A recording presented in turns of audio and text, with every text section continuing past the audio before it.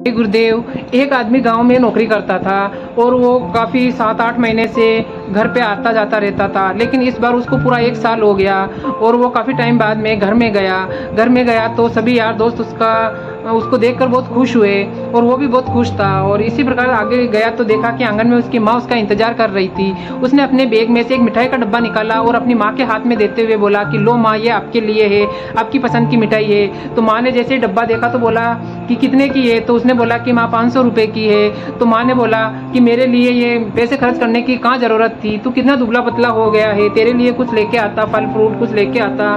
तो उसने बोला कि कोई नहीं माँ, ऐसा कह के वो आगे बढ़ गया। और जैसे ही वो अपने घर के अंदर गया तो उसकी वाइफ उसका वेट कर रही थी। तो उसने वाइफ को एक डब्बा निकाल के दिया जिसके अंदर की बहुत ही बढ़िया वाली चॉकलेट थी।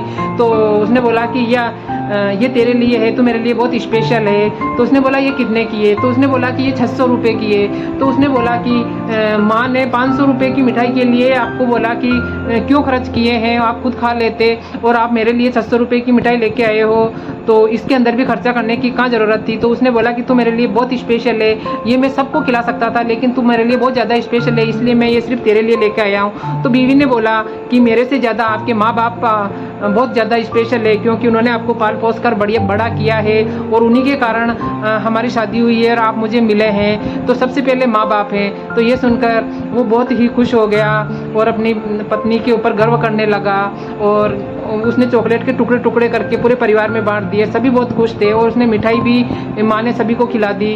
तो इस प्रकार मेरे प्यारे भाइयों और बहनों, जहाँ परिवार है वहाँ परवाह भी होनी चाहिए। एक दूसरे की परवाह करते हैं तो परिवार के अंदर रिद्धि सिद्धि और बरकत आती रहती है और सभी एक दूसरे की भावनाओं की इज्जत करते हैं तो उसके अंदर प्यार दिनों दिन बढ़ता जाता है। तो मेरे प्यारे साथियों, सभी को एक परिवार के अंदर एक दूसरे की भावनाओं का ध्यान रखते हुए प्यार से रहना चाहिए और माँ बाप के साथ पति पत्नी भाई बहनों सभी को एक परिवार का सदस्य मानकर एक दूसरे की भावनाओं की इज्जत करनी चाहिए। तो मेरे प्यारे साथियों, आपको ये छोटी सी कहानी कैसी लगी? अच्छी लगी हो तो लाइक कमेंट और शेयर कीजिए, नए आए तो मेरे चैनल को सब्सक्राइब कीजिए। जय गुरुदेव।